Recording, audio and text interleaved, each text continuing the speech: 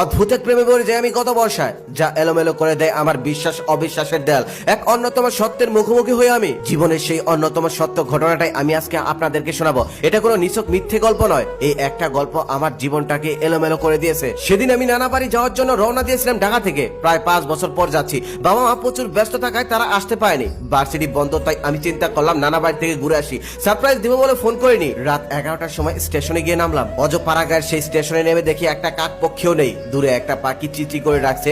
তার ডাক শুনে যেন আমার শরীরটা হকচকিয়ে গেল, একদম শিরশির করে উঠলো। আমার আরো আগে নামার কথা ছিল, কিন্তু যান্ত্রিক প্রবলেম হওয়ার কারণে ট্রেন 2 ঘন্টা লেট করেছে, যার কারণে আস্তে আস্তে দেরি হয়ে গেল। সাধারণত স্টেশন থেকে নানাবাড়ি পর্যন্ত ভ্যানে করে যেতে হয়, কিন্তু রাত 11টা মানে গ্রামে অনেক রাত।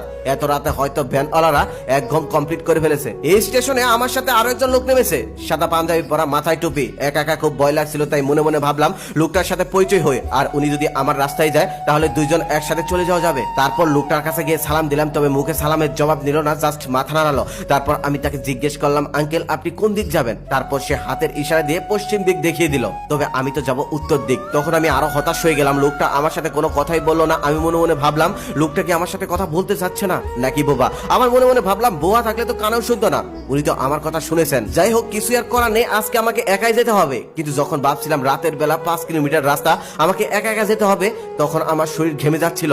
আমি এমনিতেই প্রচুর ভীতু, আবার গ্রামের রাস্তা অন্ধকারের মধ্যে একা একা হাঁটা আমার কাছে পুলসিরাতের থেকেও বেশি ভয়ঙ্কর মনে হচ্ছিল। ভয়ে আমার গা ছমছম করে শরীরের ভিতর দিয়ে একটা ঠান্ডা বাতাস বয়ে গেল। তখন আমি মনে মনে ভাবলাম যা হয়েছে হয়েছে, এবার নানা বাড়িতে কল দেই। এই ভেবে আমি ফোনটা হাতে নিয়ে দেখলাম ফোনে 1 ফোঁটাও নেটওয়ার্ক নেই। অনেক চেষ্টা করেও আমি একবারও কল দিতে পারলাম না। এখন আর কি করার, আমার তো কিছুই করার নেই। তারপর আমি 3 বার আয়াতুল কুরসি পরে ফু দিয়ে ফোনের লাইটটা অন করে আস্তে আস্তে এগুতে লাগলাম। যতই এগুচ্ছিলাম ততই ভয় আমাকে একদম গ্রাস করে নিচ্ছিল। কিছুক্ষণ পরে আমি অনুভব করলাম আমার পিছন পিছন যেন কেউ একজন হেঁটে আসছে।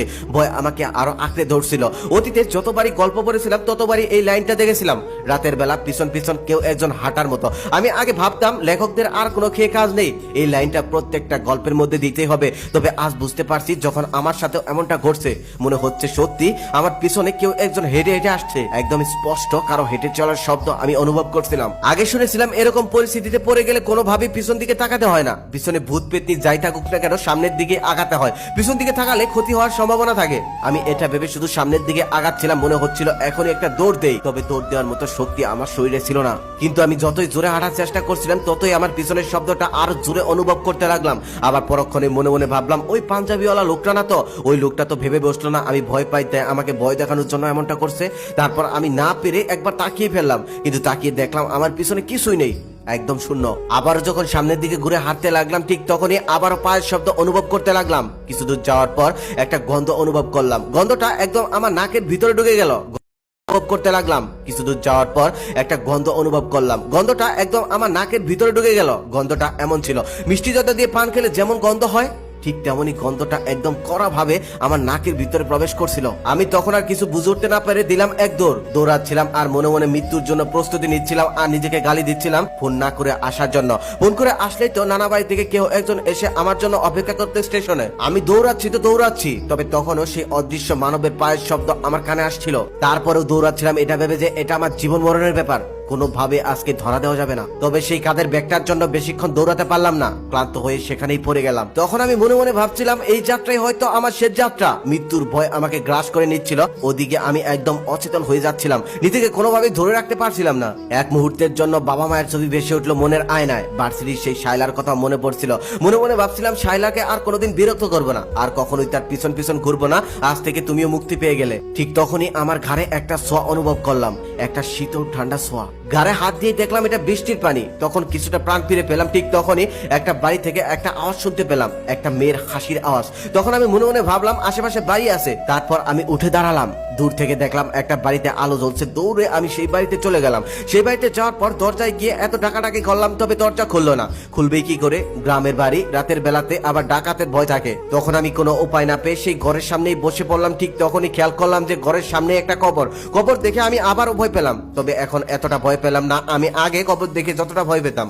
কারণ ভয় পেতে পেতে আজ আমি একদম স্তব্ধ হয়ে গেছি। হঠাৎ করে তখন দরজা খুলে গেল আর আমি উঠে দাঁড়ালাম। দাঁড়িয়ে দেখি একজন বৃদ্ধা মহিলা দরজা খুলেছে। অন্ধকারের মধ্যে তেমন একটা দেখা যায় না, তবে আধো আধো আলোয় দেখা যাচ্ছে সে একটা সাদা কাপড় পরেছে। আমি তখন তাকে সালাম দিয়ে আমার নানার নাম বললাম। নানার নাম বলতে সে বলল, ও আচ্ছা তুমি হাবিবুল্লাহ চেয়ারম্যানের নাতি, আচ্ছা তুমি এখানে এই অবস্থায় কেন? আমি তখন বললাম, আমি ঢাকা থেকে এসেছি, বৃষ্টির জন্য আপনাদের এখানে একটু আশ্রয় নিয়েছি, বৃষ্টি চলে গেলে আমি এখান থেকে চলে যাব। তখন সে বলল, ভিতরে আসো। ভিতরে যাওয়ার পর আমাকে বসতে দিল আর একটি গামছা বের করে এনে দিয়ে বলল, মাথার পানিটা মুছে ফেলো, না হলে ঠান্ডা লেগে যাবে। আমি তখন বললাম, ঘর এত অন্ধকার কেন? আপনাদের কোনো আলোর ব্যবস্থা নেই? তখন বৃদ্ধ মহিলাটি বলল, এই তো আমরা কিছুক্ষণ আগে আলো নিভিয়ে শুয়ে পড়েছিলাম, তুমি এসে ভালোই করেছো, আজকে নামাজ না পড়ে শুয়ে পড়েছিলাম, এখন আমি নামাজটা পড়ছি, আর তুমি দাঁড়াও আমি আলো পাঠিয়ে দিচ্ছি। এই কথাটা বলে বৃদ্ধ মহিলা অন্য রুমে চলে গেল। কিছুক্ষণ পর এক হাতে কুপি আর এক হাতে খাবারের প্লেট নিয়ে আসলো অপূর্ব সুন্দরী এক নারী। মেয়েটা এতটাই সুন্দর যে এত সুন্দর মেয়ে আমার মনে হয় আমি জীবনেও কখনো দেখিনি। আধো আধো আলোয় মেয়েটাকে এত সুন্দর লাগছে,